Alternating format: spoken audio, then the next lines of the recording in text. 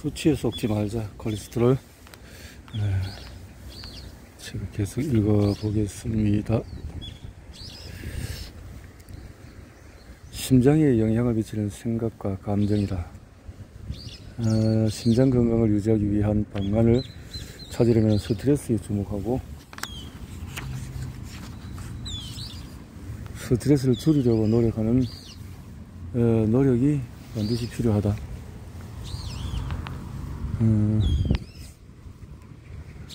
자신의 생각과 감정을 파악하고 표현하는 방식으로 말이다. 생각이 심장에 영향을 준다는 말이 사실인지 확인하고 싶다면 편안한 마음으로 차분하게 옆자리를 앉자. 호흡이 평온해지고 심장 박동이 일정해질 때까지 기다린다. 평화로운 단어와 장면을 떠올려서 집중한다. 자신이 좋아하는 해변이나 섬처럼 안전하고 매혹적인 장소가 있다고 상상한다. 이번에는 그 상태에서 여러분을 괴롭히는 일을 떠올려보자. 격정이나 가정에 생긴 일이든 자녀나 이성친구 등등등등 이렇게 혹은 여러분에게 직접적인 영향을 주지 않았지만 허리케인으로 인한 피해나 석유요철 사고 같은 실제로 일어난 재앙을 떠볼 수가 있다. 자, 무슨 변화를 느끼는가? 심장박동이 빨라지고 혈압도 상승했을 것이다. 심장이 뛰는 소리가 귀에 들린 사람도 있으리라. 불안과 괴로움이 몸에 차오르는 느낌도 들었을 것이다. 그래도 신체 외적으로는 아무런 변화가 일어나지 않는다. 신경과학자인 안토니오 다마시오는 생각이 신체 반응에 얼마나 큰 영향을 주는지 입증하기 위해 기발한 실험을 했다. 다마시오는 전설적인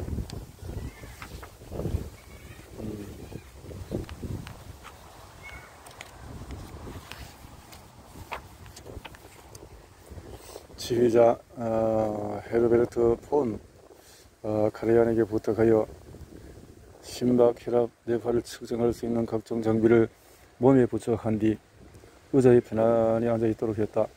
기초자료 측정이 완료된 후에 다마시오는 카레안에게 베토벤 교향곡 악보를 하나 건네고는 초점부터 자세히 보면서 실제로 오케스트라를 지휘한다고 상상하되 몸은 움직이지 말라고 했다.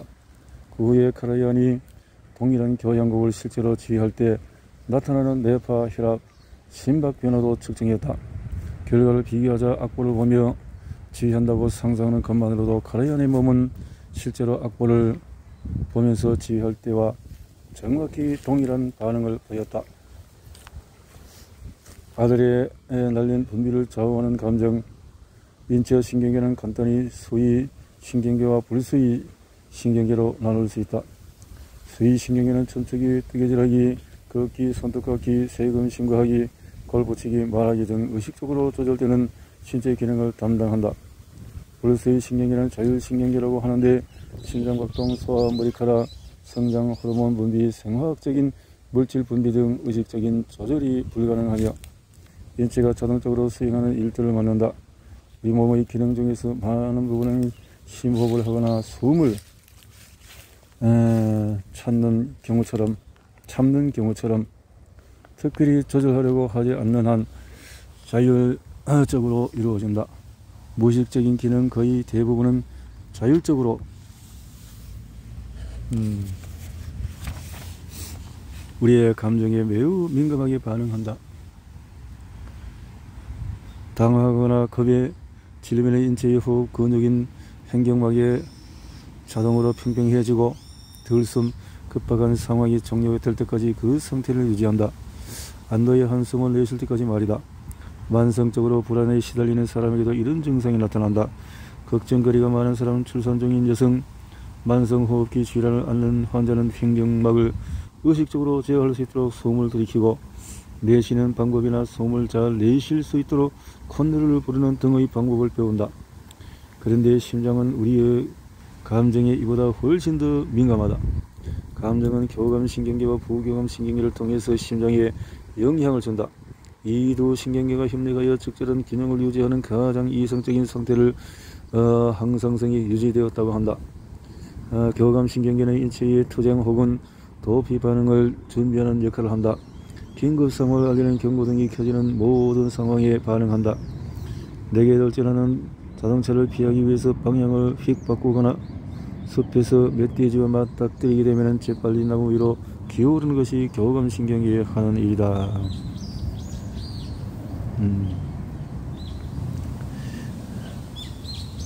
평소에 잘 지내던 남녀도 가끔은 인정사정 없는 싸움을 벌이듯이 뇌와 심장도 때로는 치명적인 대화를 나눌 수 있다. 두 기관의 대화는 신경계의 화학적 전달물질인 호르몬을 통해서 이루어지며 바로 이 대화가 죽음의 전조 역할을 한다. 두려움, 공포, 과도한 흥분, 깊은 절망과 우울한 감정이 발생한 상황에서 우리 몸이 아드레날린을 과다 분비하는 경우도 있다. 그러면 심장은 과도하게 자극을 받아 혼란스러운 상태로 거칠게 뛰다가 심실세동과 함께 기능이 중지된다. 뇌와 심장은 끊임없이 의사소통한다. 심장과 뇌를 잇는 직통 전화가 마련되어 있음은 물론이다. 심장질환으로 갑자기 사망할 위험이 있는 사람인지 여부를 파악하려면 전통적인 위험 요소뿐만 아니라 심리적인 정서적인 요소까지 고려해야 한다. 무의식적인 것이든 의식적인 것이든 우리의 생각이 심장의 기능을 제어하는 뇌의 연결하는 결정적인 요인이 된다. 심장질환에는 정서적 요소라는 숨겨진 위험 요소가 존재한다. 바로 이것이 콜레스테롤보다도 훨씬 더 중요하다. 스트레스 위험 경고를 알리는 심장. 어떤 사람은 고통스러운 증상을 전혀 느끼지 못한다. 이런 사람의 인지에 무슨 일이 벌어지는지 인지하는 기능이 잘안된 상태라고 할 수 있다. 자신의 몸과 기분에 대한 관심을 기울이지 않고 지낼 경우 종종 재앙으로 이어질 수 있다. 이런 사람은 자신이 나타난 증상을 아무것도 아니라거나 굉장히 사소한 일이라고 믿는다. 스티브는 관상동맥 상태가 좋지 않은 환자 중에서 이런 사람을 많이 봐왔다. 이들은 심장발작이 일어난 상황에서도 그저 소화가 잘 안된다고 이야기한다. 참 이런 경우를 볼 수가 있다는 거죠. 소화가 안돼서? 답은 간단하다. 현실을 인정하지 않기 때문에. 짐은 몸이 내보내는 모든 신호를 부정했다. 평생 버릇처럼 감정을 엉두르며 살아온 짐의 태도가 심장발작에 거대한 영향을 주었다는 사실은 분명해 보인다. 짐은 스스로를 평상시보다도 혹사하면서 죽음 모먼트까지 도달했으나 자신의 몸에는 전혀 관심을 두지 않았다. 뇌와 심장 사이에 오간 대화 중에서 그 어느 것에도 귀를 기울이지 않았다. 자, 이렇게 되면 고통이 올 것이다. 심장마비를 상당히 정확하게 예측할 수 있는 행동적인 심리적인 요소가 존재하는 사실에 대해서는 누구도 의문을 가지지 않는다. 당뇨병을 앓던 52세 여성 환자의 안타까운 사례가 생각난다. 2년 전 심장발작이 있었지만 이후 건강하게 살던 여성이었다. 흉통이나 호흡곤란 증상도 전혀 없었고 심장에 문제가 있다고 생각할 만한 뚜렷한 증상도 나타나지 않았다.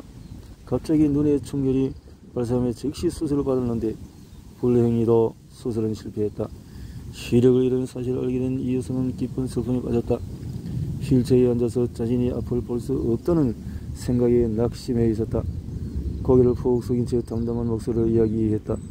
자신은 모든 희망을 잃었으며 아무것도 기대할 게 없다고. 그로부터 1년 뒤 그녀는 세상을 떠났다. 낙심하고 절망하면은 콜레스테롤 수치를 증가시키는 스트레스. 혈액 검사를 받기 전에는 침착하게 마음을 가라앉히고 이야기해주는 의사가 있을지도 모르지만 콜레스테롤 검사를 받기 전에 그런 말을 해줄 의사는 아마 한 명도 없을 것이다. 스트레스가 콜레스테롤 검사 결과에 실제로 영향을 준다는 사실을 알면 의사 자신도 놀랄 것이다. 그런데 뇌에서 생겨나는 스트레스가 혈액에 존재하는 콜레스테롤에도 영향을 줄까? 아주 좋은 질문이다. 시나트라 박사가 여기서 꼭 할 말이 있단다. 몇 년 전에 나는 보험사로부터 보험 심사를 위해서 공복시 혈중 콜레스테롤 농도 검사 결과를 제출해달라는 요청을 받았다. 심장 카테터 수술이 3건 예약된 날이라서 오전 7시 30분 전에 체외를 했다. 내 혈중 콜레스테롤 수치는 180. 주치의와 나는 아주 기뻤다. 이어서 카테터 삽입 수술 2건을 순조롭게 끝내고 3번째 수술에 돌입했다. 선천성 복합 심장 질환이 있는 환자였다. 그런데 수술 후에 심정지가 와서 앞선 수술보다도 훨씬 더 어려워졌다. 환자 호흡이 일시 정지됐지만 다행히 호흡을 되찾았다. 5시간 이가량은 긴 수술 시간에다가 가태도 여러 개 삽입하고 온갖 약물 처치도 해야 했다. 땀을 뻘뻘 흘렸지만 감사하게도 모든 것이 잘 끝났다. 마지막 수술을 끝낸 시각은 오후 3시경이었는데 그때까지 나는 아무것도 먹지 못한 상태였다. 식당으로 걸어가다가 아침 일찍 체혈했던 혈액검사실을 지나쳤다. 스트레스가 인체에 주는 영향력을 굳게 믿고 있던 터라 그날 내 업무가 혈액에 어떤 변화를 일으켰을지 호기심이 발동했다. 그래서 검사실에 부탁해서 혈액 검사를 한 번 더 받았다. 혈중 콜레스테롤 수치는 240으로 올라가 있었다. 일반적인 사람은 즉각 스타틴 약물 치료를 해야 한다고 주장할 만한 수치였다. 식사를 한 지 20시간이 지난 후였으나 콜레스테롤 수치가 33% 급증하는데 음식이 영향을 주었을 가능성은 전혀 없었다. 내 몸이 콜레스테롤을 과량 만들어내는 것으로 스트레스에 반응한 것이 분명했다.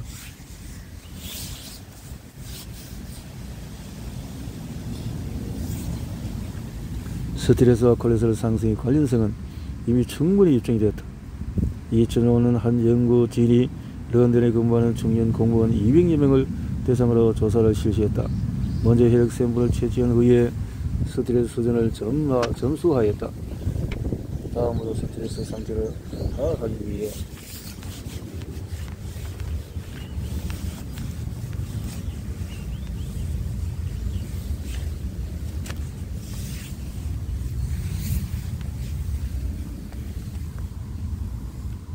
고안된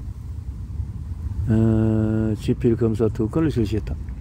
첫 번째 검사에서 색을 나타내는 단어를 그 단어와 일치하지 않은 색깔로 제시했다. 예를 들어서 빨강이라는 단어는 파란색으로 써 있었다. 이 검사에서 피험자들은 글자의 색깔을 말해야 한다.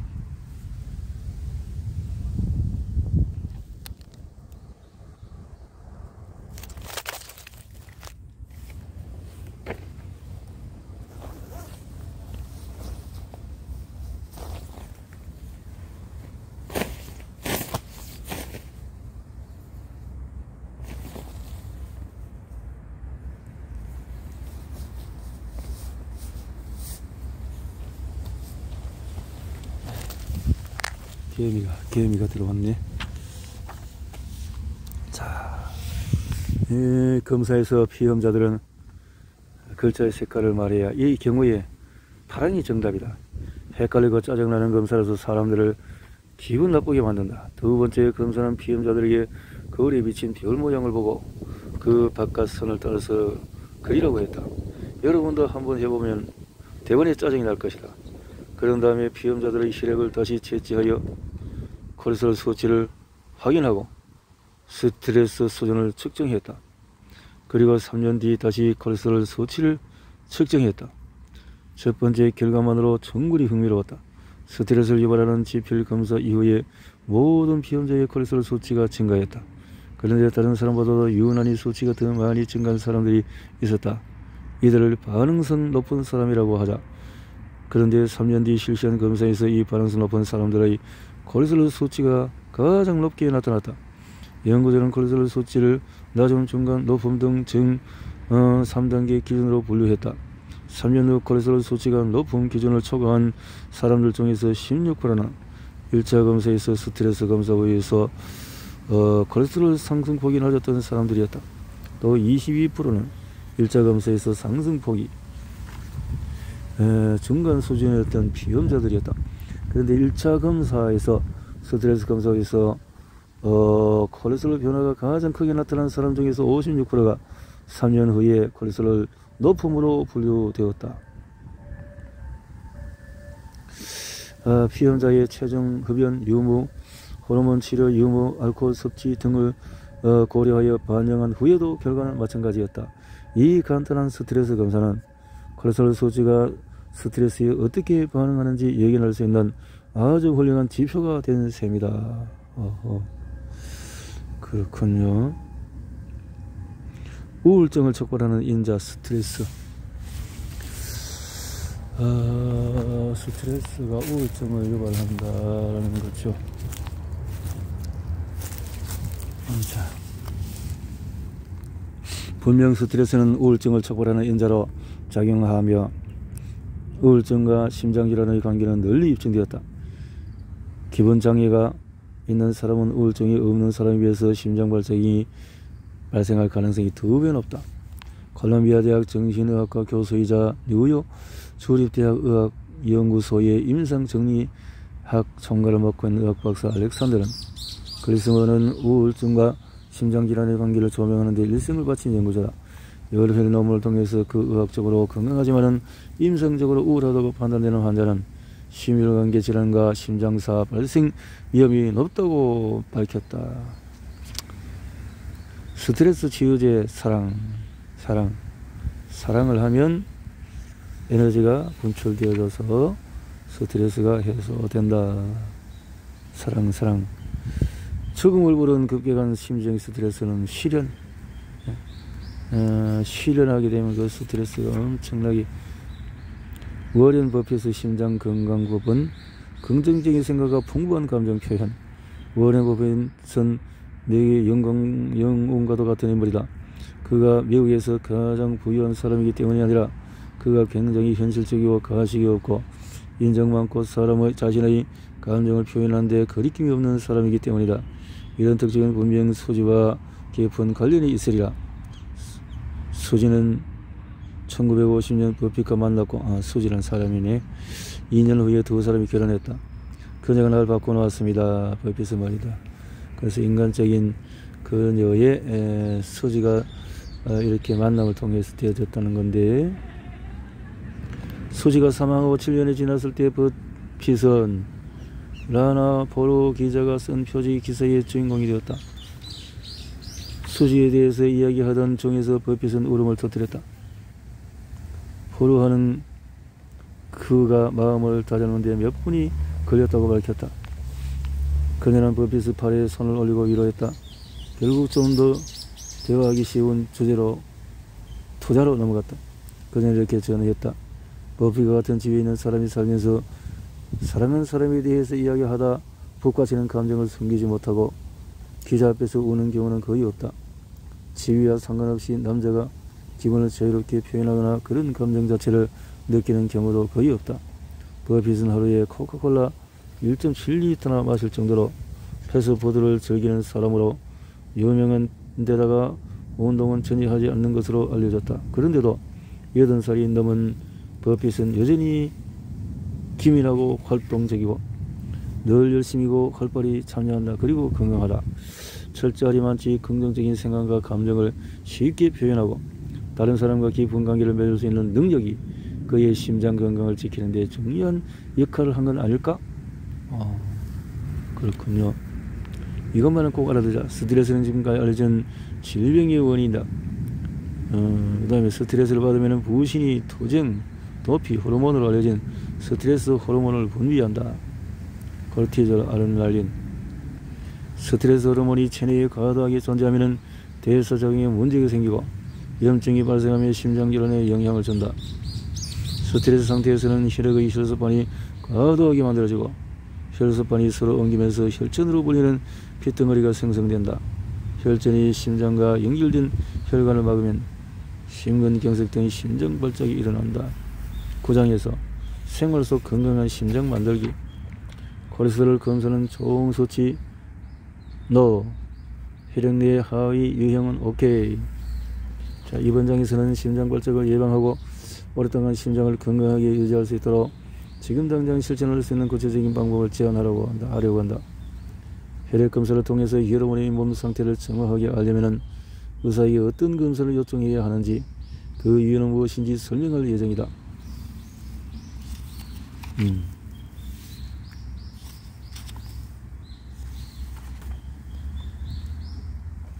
HDL은 유익한 콜레스테롤이고 LDL은 해로운 콜레스테롤이라는 구분 방식 또한 구시대적이며 좋은 콜레스테롤 수치만큼이나 쓸모없는 정보일 뿐이다. 앞서 이야기했듯이 유익한 콜레스테롤과 해로운 콜레스테롤 모두 다양한 성분으로 구성되며 각각이 하는 기능이 다르다. 따라서 21세기에 적합한 콜레스테롤 검사는 혈액 내에 이 하위 유형 중에서 어느 것이 얼마나 존재하는지 보여주어야 한다.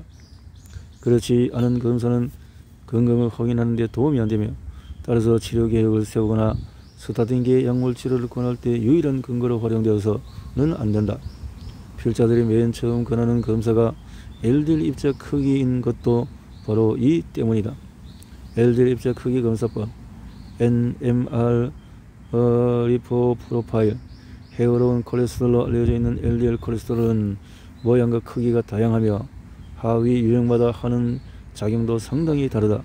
소위 유익한 콜레스테롤을 불리는 HDL 콜레스테롤도 마찬가지다.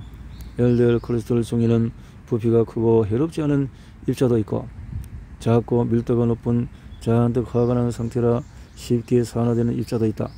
후자의 경우에 의해서 혈관 내벽을 구성하는 세포 사이로 끼어들어가 염증을 일으키기 시작하고 이런 염증이 심장질환으로 이어진다.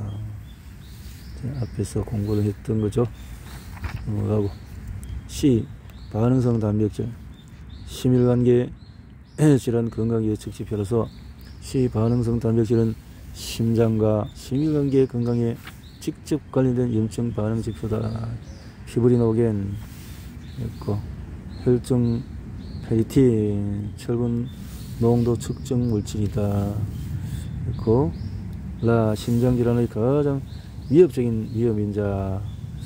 라는 LPA는 콜레스테롤을 포함하고 있는 분자의 일종으로 LDL 분자 하나가 아포지단백이라고 불리는 부착 단백질 가 화학적인 결합을 이루고 있다. 건강한 사람의 인체에는 LP가 크게 문제되지 않는다. 혈류를 따라서 순환하면서 손상된 혈관을 수선하고 회복시키는 기능을 하며 LP를 구성하는 단백질 부분이 혈액 응고를 촉진하는 역할도 한다. 여기까지는 괜찮다. 주의해야 할 지점은 혈관에 수선해야 할 부분이 많을수록 LP가 더 많이 사용되면서 문제가 생기기 시작하는 데 있다. 손상된 부위에 LP가 집중적으로 모여서 혈관에 망가진 벽 내부에 있던 한두 가지 아미노산과 결합하면 가지고 있던 LDL을 버려버린다. 그리고 혈관 내벽에 산화된 LDL이 쌓이도록 촉진하면서 더 많은 염증 반응으로 이어지고 결국 플라크가 형성이 된다. 뿐만 아니라 LP는 새로 생긴 플라크 겉면에 혈전이 형성되도록 유도해 혈관을 한층 더 좁게 만든다. 혈전이 커지면 혈관이 막힐 수 있다. 심장 발작은 대부분 혈관에 커다란 혈전이 생겨서 혈관이 막히거나 혈관을 막고 있던 플라크가 파열되어 발생한다. LP 농도 상승은 매우 심각한 위험인자다. 심장 발작 환자들은 LP 농도가 상승한 경우가 많다. 시나트라 박사는 LP가 심장질환의 가장 위협적인 위험인자이자 가장 치료하기 어려운 요소라고 본다. 의사들이 LP 검사를 일상적으로 실시하지 않는 것 중 하나는 LP를 제대로 낮출 수 있는 약물 치료법이 아직 없기 때문이다. LP 농도는 유전학적으로 결정되고 부분적으로 LP 심장질환이 발생할 위험이 실제로 어느 정도인지 파악할 수 있으며 수치가 높게 나온다면 음식 조절, 보충제 섭취, 생활습관 변화 등을 활용하여 심장 건강을 개선하기 위해 더 열심히 노력할 수 있다. 시나트라 박사는 어유 1에서 2g, 니아신 500에서 2500mg, 롬브로키나제 200mg을 함께 복용하면 LP 수치를 낮출 수 있다고 생각한다. 중요한 사실은 스타틴계 약물 복용 시에 LP 수치가 높아지는 경우가 있다는 점이다. LP, 스타틴계가 그렇다는 거죠. 호모시스테인, 심혈관계 문제 발생 예측 지표. 호모시스테인은 아미노산의 부산물로 점도 높은 혈소판을 혈관으로 이동시키는 역할을 한다. 어느 정도의 호모시스테인이 존재하는 것은 정상이지만 과도하면 심혈관 건강에 지장을 줄 수 있다. 연구 결과를 통해서 호모시스테인은 아테롬성 동맥경화증 발생에 영향을 주고 혈관의 유연성을 감소시키며 혈소판의 점도를 높여서 혈류 흐름을 느리게 만드는 것으로 밝혀졌다. 호모시스테인 농도 상승은 사망을 포함하는 심혈관계 문제의 최초 발생이나 재발 여부를 매우 정확하게 예측할 수 있는 지표이다. 호모시스테인이 과량 존재하면 혈관 내벽에서 가장 중요한 역할을 담당하는 내피세포의 기능에 부정적인 영향을 준다. 또한 산화적인 손상을 촉진하고 염증과 혈전증이 진행되도록 자극을 한다. 호모시스테인을 낮추는 손쉬운 방법은 몸속에서 대사된 후에 인체의 무해한 성분으로 바뀌는 데 필요한 3가지 영양소를 공급하면 된다. 엽산, 비타민 B12, 비타민 B6이다. 엽산은 400에서 800, 비타민 B12는 400에서 1000, B6는 5에서 20mg씩 섭취하면 된다.